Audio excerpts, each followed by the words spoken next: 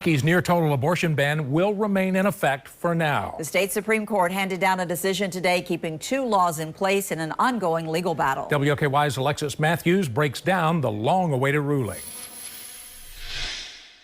The Kentucky Supreme Court has decided to keep Kentucky's near-total abortion ban intact, but the justices left the door open for it to be further considered by lower courts. The two abortion bans considered by the High Court included a 6-week ban and a trigger law, which has been in place since last year.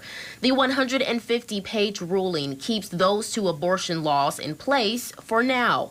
The justices are sending the trigger law back to Jefferson County Court to consider the constitutional issues related to the near-total ban.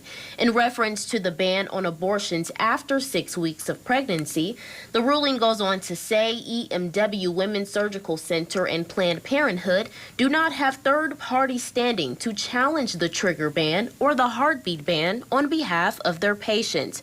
However, the abortion providers have a first-party constitutional standing to challenge the trigger ban.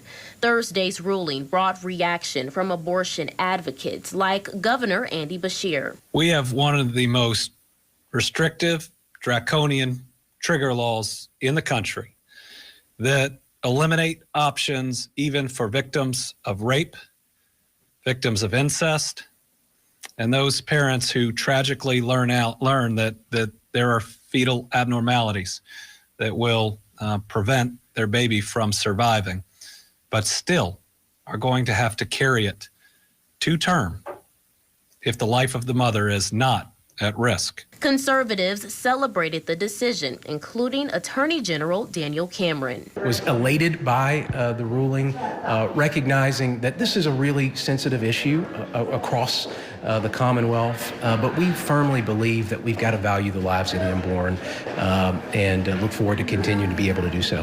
Planned Parenthood also issued a statement saying it is extremely disappointed, but the fight is not over. Alexis Matthews, WOKY News.